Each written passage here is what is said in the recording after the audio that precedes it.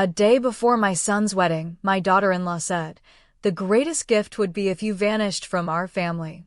So I did just that. After selling their home and calling off their dream wedding, what I left inside the vacant house stunned them. The words hit me like a physical blow, cutting through the excitement of my son's wedding weekend.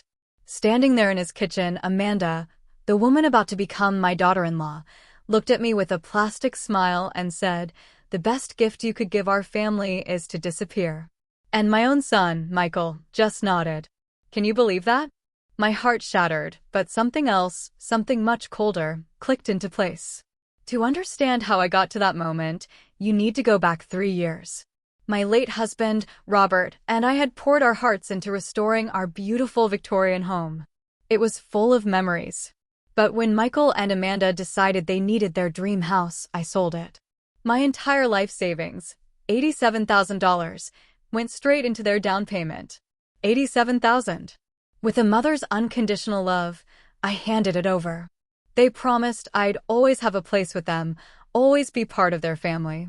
And now, the day before their elaborate wedding, a wedding I was financing, Amanda decided I was disposable. Michael finally broke the silence, his voice chillingly cold. "You heard her? This is supposed to be our special weekend. Your negativity is ruining everything." My negativity? I'd spent the entire morning arranging flowers, the afternoon helping with last-minute preparations, and the evening listening to Amanda complain about everything from the weather to the caterer. The only negative thing I'd done was suggest maybe, just maybe, we didn't need ice sculptures shaped like swans. My voice was eerily calm, even to myself. Where exactly am I supposed to go? Amanda just shrugged, examining her perfectly manicured nails. "I don't know. A hotel? Your sister's?" "Honestly, Dorothy, I don't care where you go, as long as you're not here tomorrow." I reminded her, this is my son's house too. But Michael cleared his throat. "Actually, Mom, it's more Amanda's house now. She's been handling all the finances, making the improvements. You just gave us some money once." Some money once. $87,000, my entire life savings, reduced to some money once. I stood there in that kitchen, a kitchen where I'd cooked countless family dinners, looking at the granite countertops I'd helped choose, the custom cabinets my money had made possible. These people, they had taken everything I'd given them and somehow convinced themselves they deserved it. That's when something inside me shifted. Not broke. Shifted. Like a gear clicking into a different, much tougher position. Softly I said, "You're right. I should go." Amanda actually looked surprised. She'd probably expected tears, pleading, some dramatic scene she could later recount to her friends about Dorothy being difficult again. I cut her off. "I'll pack my things and be gone within the hour." Michael actually looked relieved. Relieved. "That's probably for the best, Mom. We can talk after the honeymoon, once things settle down." Talk after the honeymoon? As if this was just a temporary disagreement about seating arrangements. I went upstairs to the guest room. The guest room. Not my room, never allowed to call it that. Always the guest room, because guests eventually leave, don't they? As I folded my clothes into my suitcase, I could hear them downstairs, already planning how to rearrange the space. Amanda wanted a yoga studio. Michael thought it would make a good office. Neither of them considered that maybe, just maybe, they should feel some guilt about throwing out the woman who'd made their perfect life possible. I paused at Robert's photograph on the nightstand. 43 years of marriage, and he'd never once made me feel unwanted in my own home. "Don't worry, sweetheart," I whispered to his image. "I'm not going down without a fight." But first, I had some important phone calls to make. Sitting in my car, parked outside their house. No, scratch that. Outside the house my money had bought, I pulled out my phone and dialed my lawyer's emergency number. Margaret Chin had been handling my affairs since Robert's death, and she'd warned me about this exact scenario. "Dorothy, it's Saturday evening. Is everything all right?" she asked, concern in her voice. I took a deep breath. "Margaret, I need you to pull the documentation on the house purchase. All of it." A pause. "Has something happened with Michael and Amanda?" I told her everything. Amanda's ultimatum, Michael's betrayal, the casual way they dismissed my contribution as some money once.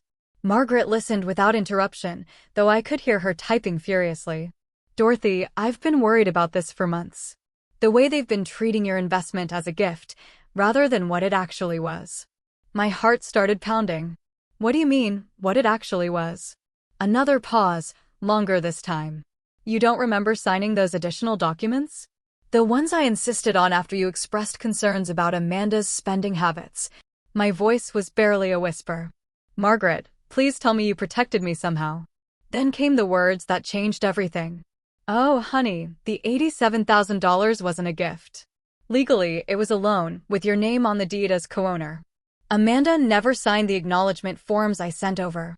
In the eyes of the law, you own 35% of that house. I nearly dropped the phone. Are you serious? Dead serious. Amanda kept forgetting to sign the paperwork, and you were so focused on keeping peace in the family that you never pressed the issue. But the mortgage company has you listed as a co-borrower. The deed shows your ownership stake. It's all completely legal and binding. Through the kitchen window, I could see Amanda showing off her wedding dress to someone on video chat, probably her mother. She was laughing, gesticulating wildly, completely oblivious to the conversation that was about to change her life. I pitched a hypothetical to Margaret. Hypothetically speaking, what would happen if I wanted to sell my share of the house? Well, as a co-owner, you'd have every right to force a sale. The other owners would have first right of refusal, of course. They could buy you out at current market value. And if they couldn't afford to buy me out, then the house goes on the market and the proceeds are split according to ownership percentages. I watched Michael appear in the kitchen window, opening a bottle of champagne, no doubt celebrating their freedom from the burdensome mother. Margaret, I said, my voice firm. I need you to prepare a notice of intent to sell. I want it delivered first thing Monday morning. Dorothy, are you sure about this? Once we start this process. I've never been more sure of anything in my life. They want me to disappear? Fine. But I'm taking my 35% with me. After hanging up, I sat in the growing darkness, watching my son and his fiancée toast their future in the house I'd made possible. They had no idea that in less than 48 hours, their perfect little world was going to crumble. But first, I had one more call to make. Sunset Gardens Country Club. This is Jessica. Hi, Jessica. This is Dorothy Mitchell. I need to speak with your catering manager about tomorrow's wedding reception. Oh, Mrs. Mitchell, how exciting. The wedding's tomorrow, isn't it? How can I help you? I'm afraid there's been a change of plans. I need to cancel the reception. Cancel? But, ma'am, it's less than 24 hours away. The food has been prepared. The staff scheduled. I understand. And I'm prepared to pay the cancellation fees. The thing is, I'm the one who signed the contract and put down the deposit. I believe I have the right to make changes. A rustling of papers. Let me check. Yes, the contract is under your name with your credit card information. But surely you want to speak with the bride and groom first. No need. I'm making an executive decision. Please cancel everything. Mrs. Mitchell, with respect, this seems like something that should involve the happy couple. I watched Amanda through the window, now trying on her veil for what had to be the 100th time today. The happy couple, I said, my voice dripping with calm, made it very clear that my involvement in their lives is no longer welcome. So, I'm simply honoring their wishes. 20 minutes later, I was checked into the Hampton Inn across town, ordering room service, and feeling something I hadn't experienced in years, the quiet satisfaction of taking control of my own life. My phone started ringing at 11:47 p.m. What did you do? Amanda's voice screeched through the phone so loudly, I had to hold it away from my ear. I muted the TV in my hotel room. I honored your request, I said calmly. You wanted me to disappear, so I disappeared. The country club called. They said you canceled our reception. Our wedding reception, Dorothy. There are 200 people expecting dinner tomorrow. I'm sure there are. That does sound like a problem. Michael grabbed the phone. Mom, this is insane. You can't just cancel our wedding because you're upset about sleeping arrangements. I didn't cancel your wedding, sweetheart. You can still get married. I just canceled the reception I was paying for. You know, the one that was costing me $14,000. Silence. I'd never mentioned the cost before, always deflecting when they asked about money. I wanted to be their generous mother while they remained blissfully unaware of the sacrifices involved. 14,000? Amanda's voice was faint now. The reception, the flowers, the photographer, the band. Did you think it was all free? Did you think money just materialized because you two decided to have a fairy tale wedding? But we can't tell 200 people. There's no reception, Michael stammered. You're resourceful adults. I'm sure you'll figure something out. McDonald's caters now, I hear. Amanda was crying now. Ugly, snotty sobbing sounds that might have made me feel guilty 6 months ago. Now, they just sounded like the tantrums she'd been throwing since the engagement started. How could you do this to us? We trusted you. I let out a short, bitter laugh. Trusted me? You literally told me to disappear from your family. I'm simply complying with your request. I didn't mean forever. Amanda wailed. I just meant for the weekend. Ah, I see. So, I was supposed to psychically understand that when you said permanently, you actually meant temporarily? My mistake. Michael tried a different approach. Mom, please, we can talk about this like adults. Come back to the house, and let's work this out. The house where I'm no longer welcome? The house where my presence ruins everything? I don't think so. Where are you even staying? Amanda demanded. That's not really your concern anymore, is it? You made it quite clear that my living arrangements are my problem to solve. I could hear frantic whispering in the background, probably them trying to figure out how to undo the mess they'd created. Can you at least call the country club back? Michael pleaded. Maybe if you explain it was a misunderstanding. It wasn't a misunderstanding. It was a very clear business decision made by the person who was paying for everything. But what about our guests? What about Amanda's family flying in from California? What about them? You're still getting married. They can still witness that. They just won't get a free dinner afterward. Amanda grabbed the phone back. You're being vindictive and cruel. No, sweetie. Vindictive and cruel was telling the woman who's been supporting your dream wedding to disappear from your family. I'm just being fiscally responsible. This will ruin everything. Everyone will think we're broke. Well, now that you mention it. I let that hang in the air for a moment, watching them squirm. Now that you mention it, without my financial support, you probably are going to be broke pretty soon. That's another thing we should discuss. What do you mean? Michael's voice was tight with panic now. I mean, have you actually looked at your household budget lately? Do you know how much your monthly expenses are versus your income? More frantic whispering. Because I've been supplementing your lifestyle in ways you probably haven't even noticed. The grocery money I slip to Amanda when we go shopping together. The utility bills I pay online because you're always a little short this month. The car repairs, the insurance payments, the little emergencies that keep popping up. Those were gifts. Amanda said weakly. Were they? Because from where I'm sitting, they look more like an allowance. And allowances can be discontinued at any time. The silence stretched so long I thought they'd hung up. Finally, Michael spoke, his voice small. What do you want, Mom? Now that was interesting. An hour ago, they couldn't wait to get rid of me. Now, they wanted to negotiate. I want exactly what you offered me, to disappear from your family permanently. And I want to take my money with me when I go. By Sunday morning, my phone had 37 missed calls and 41 text messages. I ignored them all while enjoying room service breakfast and reading the Sunday paper like a civilized person. The wedding was scheduled for 2 p.m. At 9 a.m., there was a knock on my hotel room door. Through the peephole, I saw Michael, still in his wrinkled tuxedo shirt, looking like he hadn't slept a wink. Mom, please, we need to talk. I opened the door, but didn't invite him in. Shouldn't you be getting ready for your big day? That's what I need to talk to you about. His eyes were red-rimmed, desperate. Amanda's having a breakdown. She's locked herself in the bathroom and won't come out. Her mother is threatening to fly back to California. The whole thing is falling apart. I'm sorry to hear that. I hope you work it out. Work it out? Mom, you destroyed our wedding. No, son. I removed my financial support from your wedding. There's a difference. He pushed past me into the room, and I let him. Sometimes you have to let people hang themselves with their own words. This is insane. Over what? A misunderstanding about sleeping arrangements. Sit down, Michael. Something in my tone made him obey. I remained standing, looking down at my 42-year-old son, who was finally starting to understand that actions have consequences. This isn't about sleeping arrangements. This is about respect. This is about gratitude. This is about treating the person who made your lifestyle possible like a human being instead of an inconvenience. We've always treated you well. Have you? When was the last time you asked about my life, my interests, my feelings? When was the last time you invited me somewhere because you wanted my company, not because you needed my help? He opened his mouth, then closed it. I'll wait. The silence stretched uncomfortably. When was the last time you called just to talk?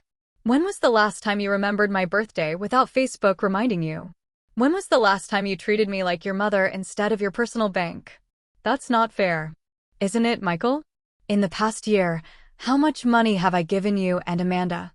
I don't know. A few thousand here and there for emergencies. 37,000. HISFACEWENTWHITE. 37,000. His face went white. 37,000 in emergencies and little helps, and just until we get back on our feet, on top of the $87,000 for the house down payment. That's $124,000, Michael. More than most people make in 2 years. We were always planning to pay you back. Were you? Because Amanda's been shopping for a new car. You've been looking at vacation packages to Europe. Neither of you has mentioned paying me back even once.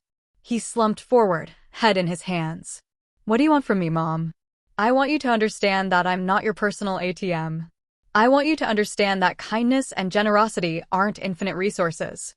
And I want you to understand that when you treat someone badly enough, for long enough, eventually they stop caring about your problems. So, you're punishing us by ruining our wedding day? The casual cruelty in that statement, that my setting boundaries was punishment, confirmed everything I'd been feeling. No, Michael. I'm protecting myself by stopping the pattern of financial abuse. Financial abuse. That's ridiculous. Is it? You've conditioned me to believe that my only value to your family is monetary. You've trained me to expect crumbs of affection in exchange for major financial contributions. You've made me feel guilty for having needs and expectations while you take everything I offer for granted. I sat down across from him, leaning forward so he had to look at me. Yesterday, Amanda told me the best gift I could give your family was to disappear permanently. And you agreed with her. After everything I've done, everything I've sacrificed, you agreed that I should disappear. She didn't mean it. Yes, she did.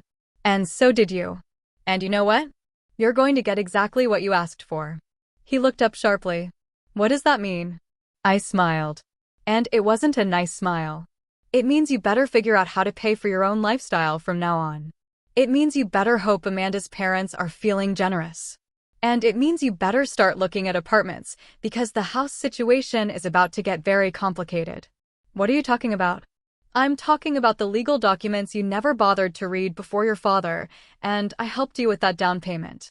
The ones that make me a co-owner of your precious house. The color drained from his face completely. That's right, sweetheart. I own 35% of your house, and I'm about to put it on the market. Michael stared at me like I'd just spoken in ancient Greek. You can own part of our house. We bought it. We live there. With my $87,000 down payment, yes. Did you think that money just evaporated into the ether? But you said it was a gift. You said you wanted to help us get started.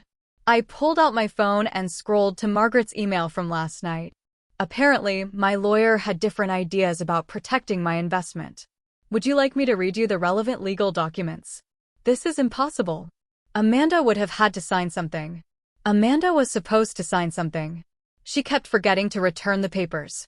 Margaret kept them on file anyway. Michael was shaking now, either from anger or fear. You planned this. You've been planning this whole thing. Oh, sweetheart. If I'd been planning this, don't you think I would have done it before paying for your wedding? The truth of that seemed to hit him. I'd spent $14,000 on a wedding for people who just told me to disappear. If I'd been scheming, I would have pulled the plug months ago. So, what happens now? His voice was small, defeated. Now you have a choice. You can buy out my 35% share at current market value, or we can sell the house and split the proceeds. We can't afford to buy you out. The house is worth $300,000 now. 35% of that is over $100,000. I know. I'm good at math. That's why I have money and you two are always broke. He flinched. We're not broke. We just have a lot of expenses. Michael, your combined household income is $8,000 a month. Your mortgage payment alone is $2,400. Add in car payments, credit cards, utilities, groceries, and Amanda's shopping habit, and you're spending more than you make every single month. How do you know all that? Because I've been making up the difference for the past 3 years. Do you think the money fairy was leaving cash under your pillow? The hotel room phone rang. I answered it while Michael sat there, processing his new reality. Mrs. Mitchell, this is Jessica from Sunset Gardens.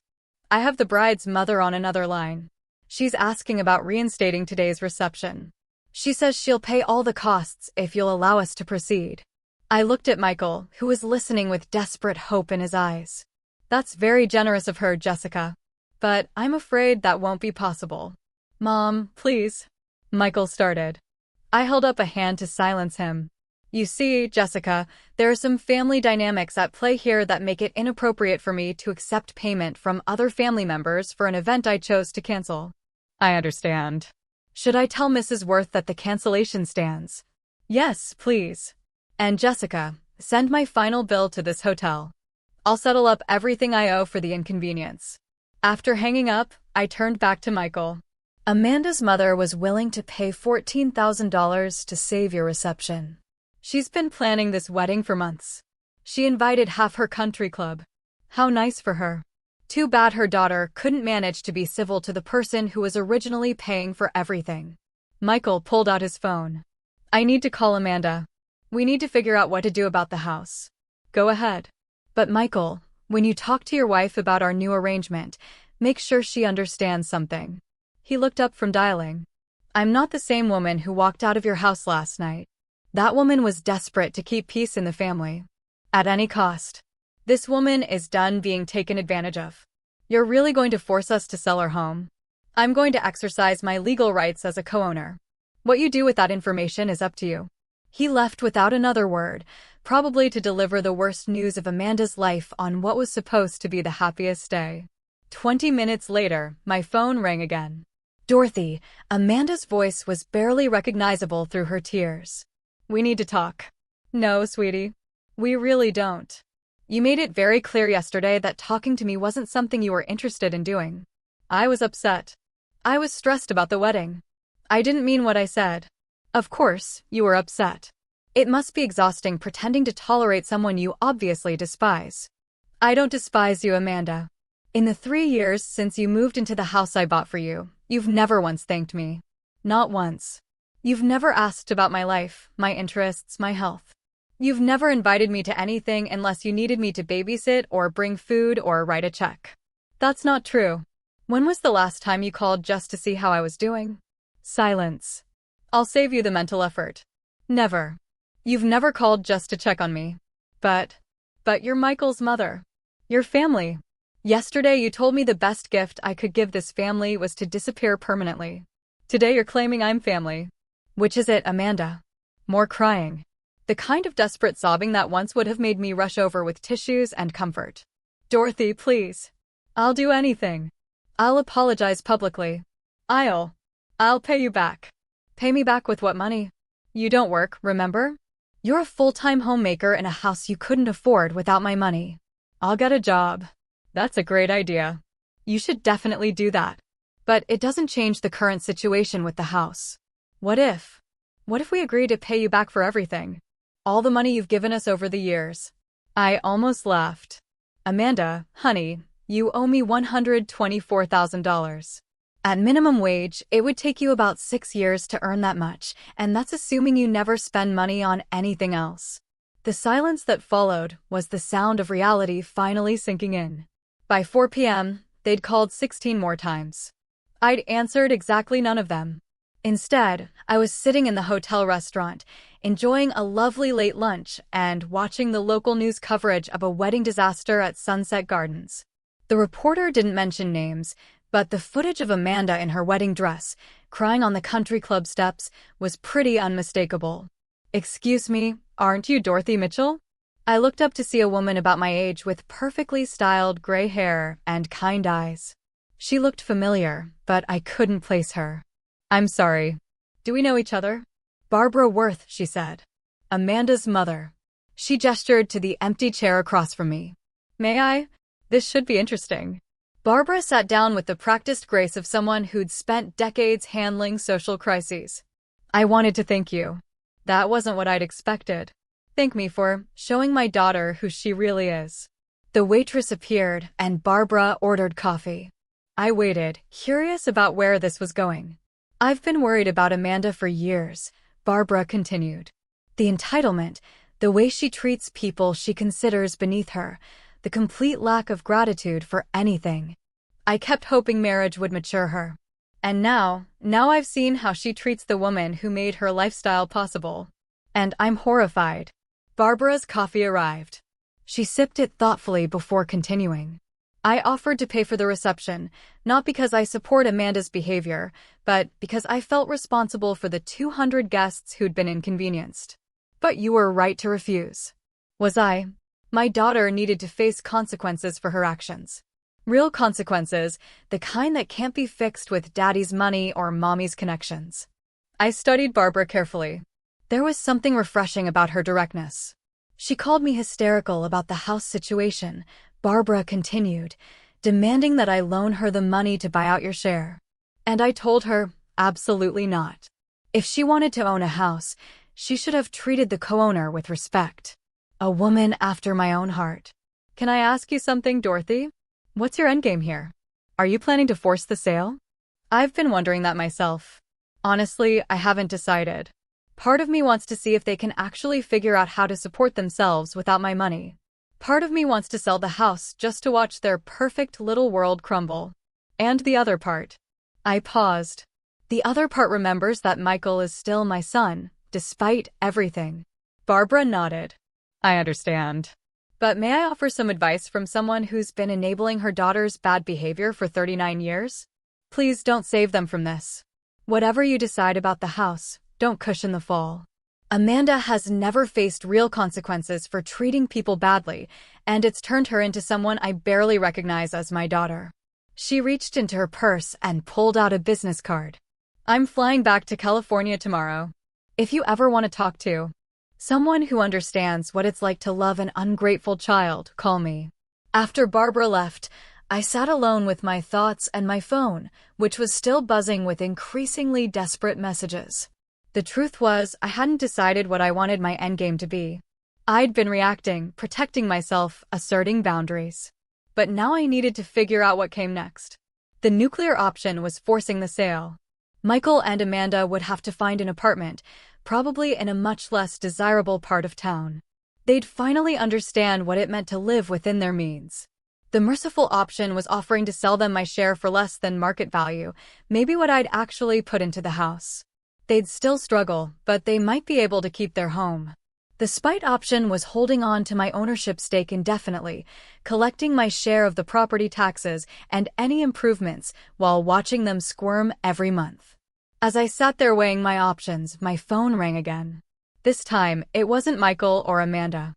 "Mrs. Mitchell, this is Detective Rodriguez with the Virginia Beach Police Department. I'm calling about a report we received regarding financial elder abuse." My blood went cold. "I'm sorry, what?" "We had a call from someone claiming that family members have been financially exploiting you and that you might be experiencing cognitive decline. They're requesting a welfare check." "Those manipulative little snakes." "Detective Rodriguez," I said, my voice dangerously calm. "I can assure you that I'm in full possession of my mental faculties. In fact, I'm probably thinking more clearly than I have in years." "That's good to hear, ma'am, but we do need to follow up on these reports. Would you be available to meet with me tomorrow morning?" I looked around the hotel restaurant at the normal people living their normal lives and felt a surge of pure fury at my son and daughter-in-law's latest manipulation. Absolutely, detective. In fact, I have quite a lot I'd like to discuss with you about financial abuse, just not the kind my family reported. After scheduling the meeting, I sat back in my chair and smiled.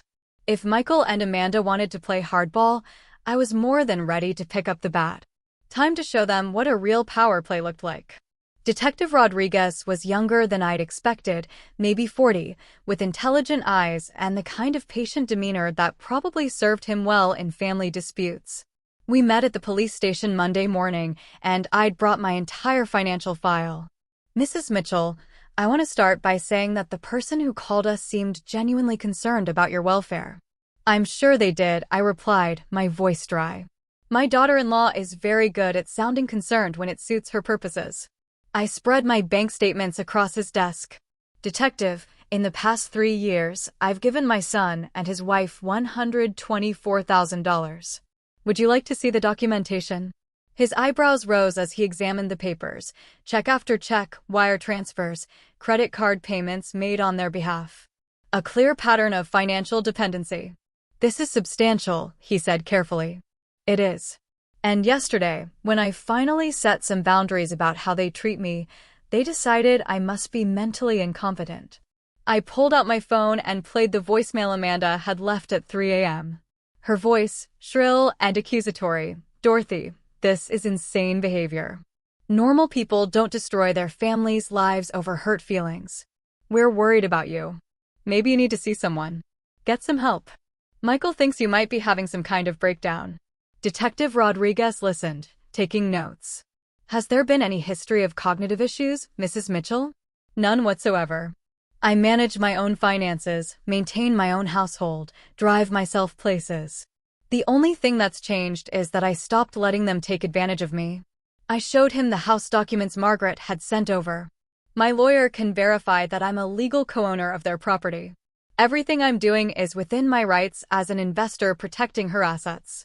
And the wedding cancellation? I was paying for a reception for people who told me to disappear from their family permanently. So, I honored their request. We talked for another 20 minutes. Detective Rodriguez was thorough but fair, and by the end, he seemed satisfied that I was mentally competent and financially savvy. Mrs. Mitchell, I'm going to close this case as unfounded, but I do want to give you some information about elder financial abuse resources, just in case.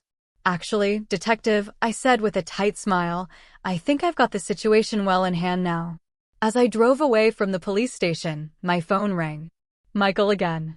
Mom, the police called. They said they're not pursuing the welfare check. That's because I'm not the one being financially abused in this relationship, sweetheart. What's that supposed to mean? It means you and Amanda have been systematically draining my resources for years while giving me nothing but disrespect in return. The detective was very interested in my documentation. A long pause. Are you threatening us?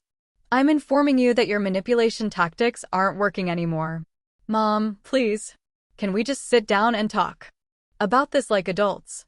We can, but not at the house I co-own. And not until Amanda apologizes for her behavior. She's sorry. She's been crying for 2 days. Has she?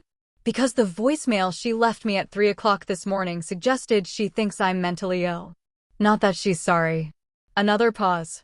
Where do you want to meet? Margaret Chen's office. Tomorrow at 2 p.m. bring Amanda, and bring a realistic proposal for how you're going to handle the house situation. A proposal? Michael, I own 35% of an asset worth $300,000. That's my retirement security. You either buy me out or we sell. Those are your options. After hanging up, I realized something had shifted in our dynamic. For the first time in years, they needed something from me more than I needed something from them. Margaret Chen's law office felt like neutral territory, all dark wood and leather-bound books. Michael and Amanda arrived 15 minutes late, looking like they'd been arguing in the car.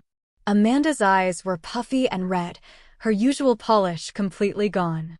She'd clearly been crying for days, and part of me felt a twinge of sympathy. The other part remembered her words. The best gift would be if you disappeared from our family. Dorothy, Amanda started immediately, her voice shaky. I owe you an enormous apology. I was stressed and overwhelmed, and I said things I didn't mean. Thank you. That's a start. She looked surprised, like she'd expected me to immediately forgive everything.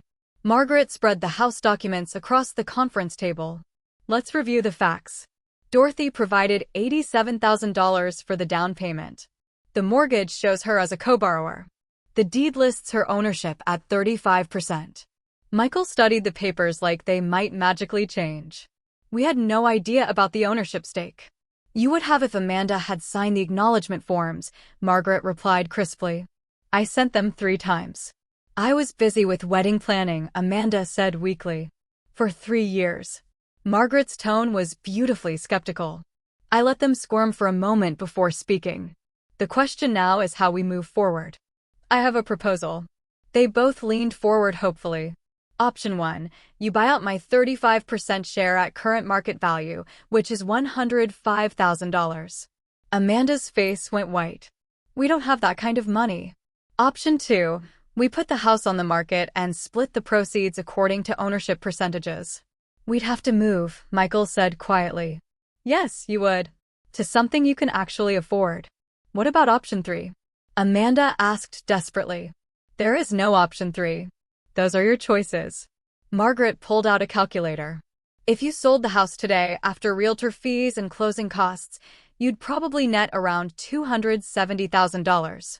Dorothy's share would be about $95,000. You'd have $175,000 to find new housing. That's not enough for anything decent. Amanda protested. It's enough for a nice apartment or a smaller house in a different neighborhood, I replied. You know, the kind of place people with your actual income should be living. Michael ran his hands through his hair. Mom, is there any way we can work out a payment plan? Maybe we could pay you monthly until we've bought out your share. I'd been waiting for this.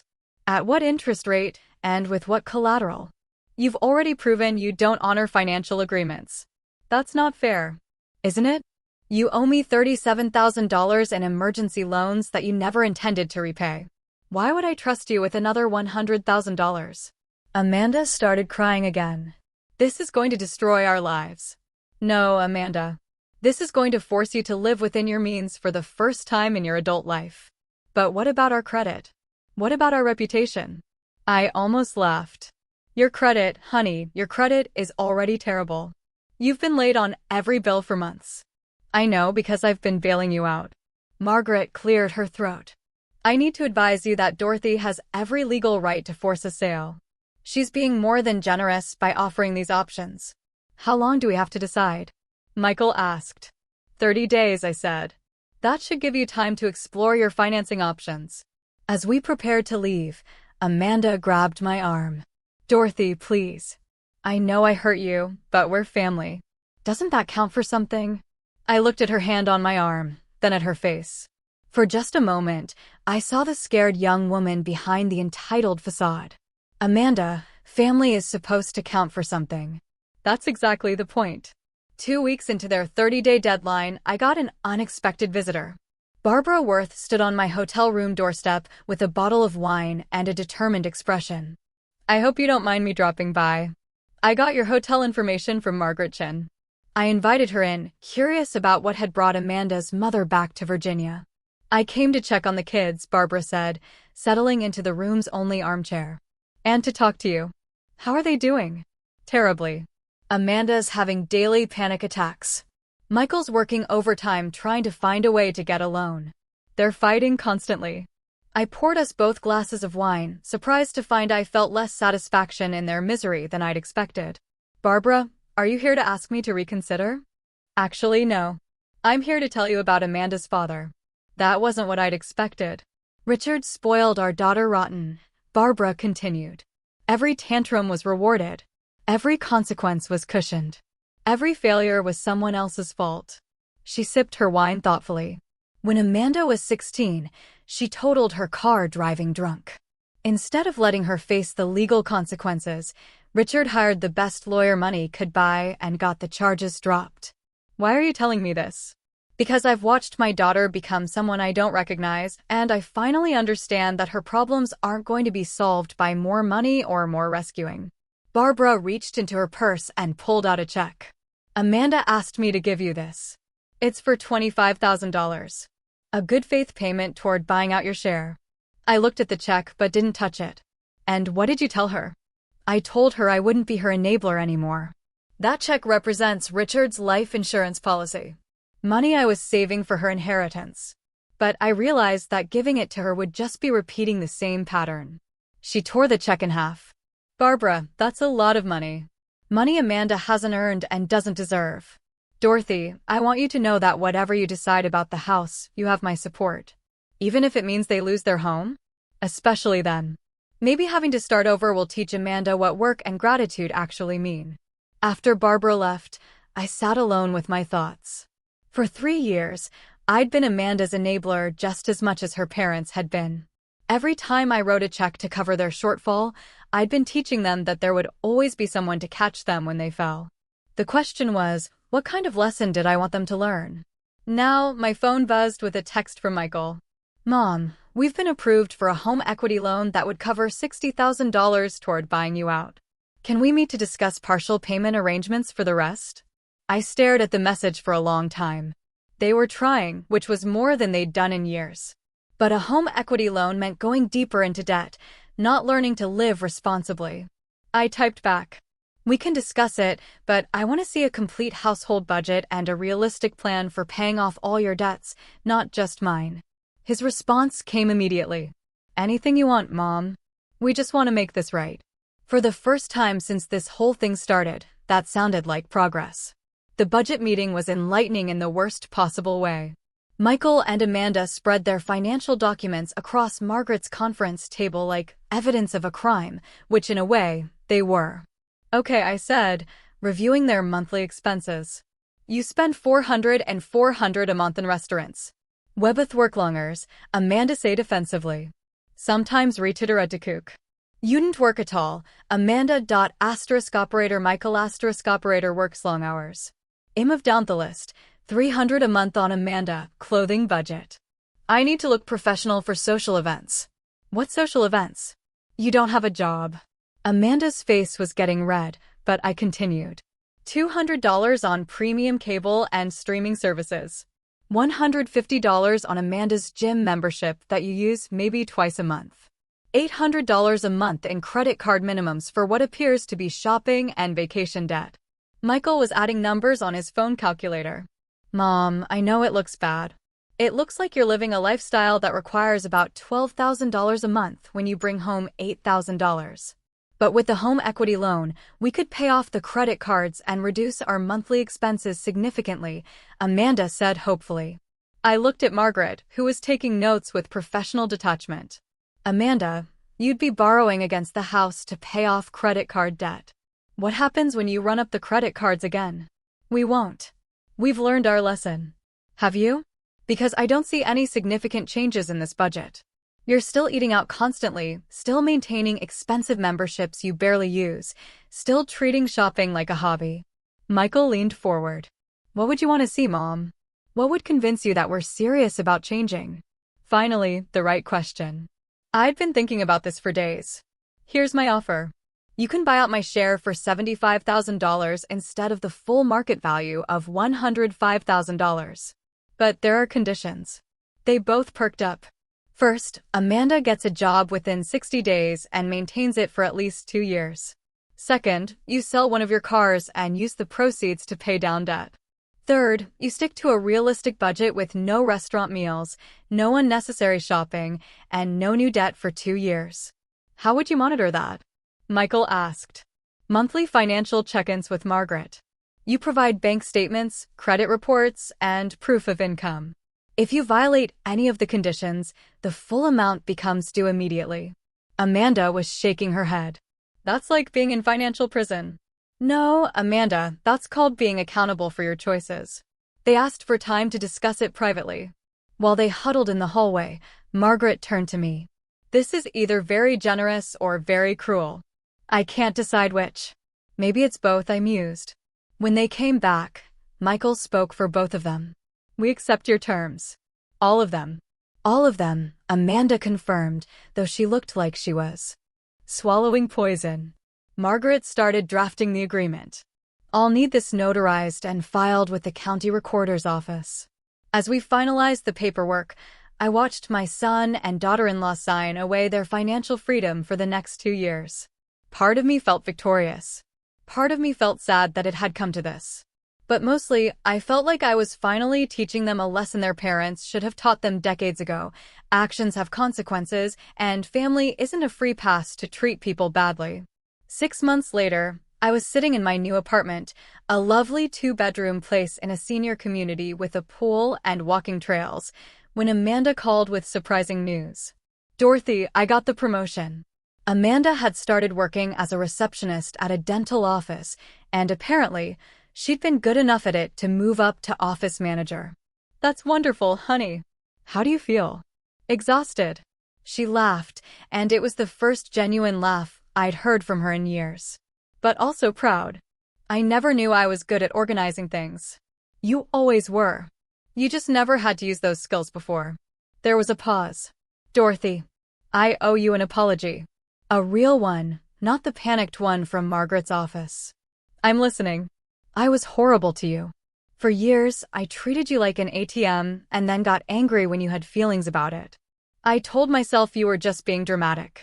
But the truth is, I was entitled and cruel."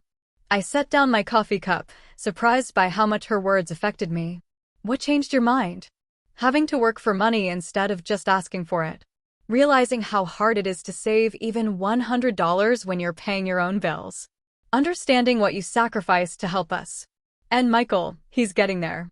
He still thinks you were too harsh, but he admits we needed to change." Through my window, I could see other residents working in the community garden. I'd signed up to help with the spring planting next week. "How are things between you two?" "Better. Actually, we're talking more now that we're not constantly stressed about money. We cook together. We take walks instead of going shopping. It's nice." "I'm glad." "Dorothy, would you like to come to dinner sometime?" "Nothing fancy. Just homemade spaghetti and maybe some conversation that isn't about money." I thought about it. The old Dorothy would have said yes immediately, desperate to restore the relationship. The new Dorothy had learned to protect her boundaries. "I'd like that, but let's start with lunch in a public place." "Baby steps, of course. Whatever you're comfortable with." After we hung up, I sat quietly for a while, processing how different this conversation had felt from all the others. Amanda had sounded like an adult taking responsibility for her actions, not a child making excuses. Maybe the lesson had finally taken. My phone buzzed with a text from Barbara Worth. "Heard about Amanda's promotion.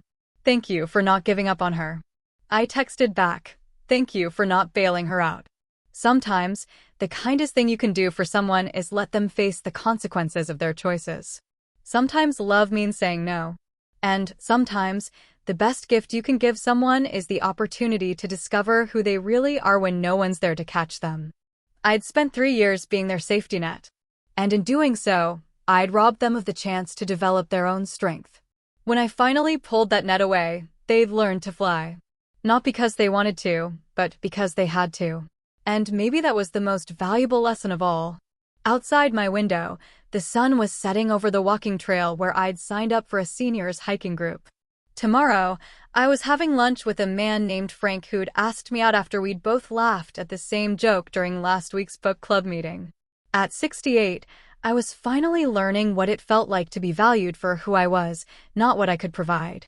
And that was worth more than all the money I'd ever given away. So, tell me, what would you have done if you were in my shoes? Have you ever had to draw a hard line with family? Share your thoughts in the comments below. I'm really curious to hear what you tea.